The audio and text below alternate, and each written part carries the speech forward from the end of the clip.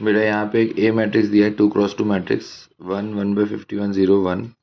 ठीक है, और हमें ये एक इक्वेशन दी हुई है, ये एक 2x2 मैट्रिक्स है, ए मल्टीप्लाई है और एक और है। ठीक है, ये बी के इक्वल दिया है, हमें निकालने के समीशन एन इक्वल टू 1 से 50 बी रेस टू एन। इसके जितने भी एलिमेंट्स आएंगे उनका सम निकालना है। तो इस मैट्रिक्स को मैंने सी मान लिया। तो अगर हम सी का ट्रांसपोज निकालते हैं तो क्या करेंगे, हर एलिमेंट का कोफैक्टर लिखेंगे, इसका -1 आया, इसका 1 आया, इसका -2 और इसका 1, और फिर इसका ट्रांसपोज लिया।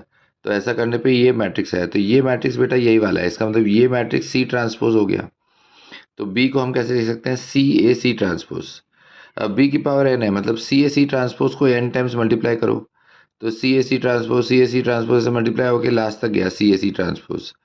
अब यहाँ पे अगर सी और सी ट्रांसपोज को मल्टीप्लाई करते हैं तो ये ऑर्थोगोनल मैट्रिक्स आता है मैट्रिक्स मल्टीप्लिकेशन से।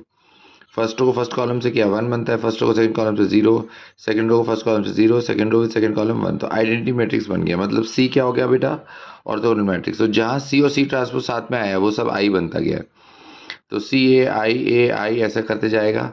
फिर यहाँ पे भी ए सी ट्रांसपोज। तो जहाँ जहाँ पे भी आई मल्टीप्लाई हुआ बेटा वो सब उससे कोई फर्क नहीं पड़ा, मतलब वो ए ही बन गया।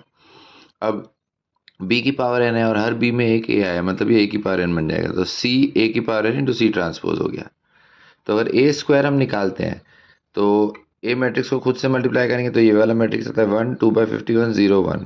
तो इसका मतलब क्या हुआ, खाली यही वाला एलिमेंट चेंज हुआ और इसका न्यूमरेटर 2 बन गया। तो इसका मतलब अगर ए रेस टू एन में लिखूंगा इसी पैटर्न से, तो ए रेस टू एन में यहाँ पे n/51 आएगा, मतलब न्यूमरेटर में n आ जाएगा।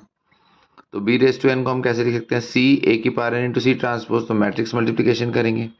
तो मैट्रिक्स मल्टीप्लिकेशन करने के बाद ये मैट्रिक्स ये बनता है 1 n/51 + 2 -1 -n/51 -1। फिर इसको सी ट्रांसपोज से मल्टीप्लाई किया तो फाइनली ये मैट्रिक्स आता है बी रेस टू एन।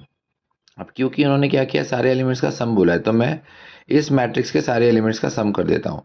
तो अगर इस मैट्रिक्स के सारे एलिमेंट्स को ऐड किया तो हमारे पास 2 मिलता है। इसका मतलब ये कांस्टेंट आ गया, तो n पे डिपेंड नहीं कर रहा है। तो n की वैल्यू कुछ भी लो, सारे एलिमेंट्स का सम 2 ही आएगा।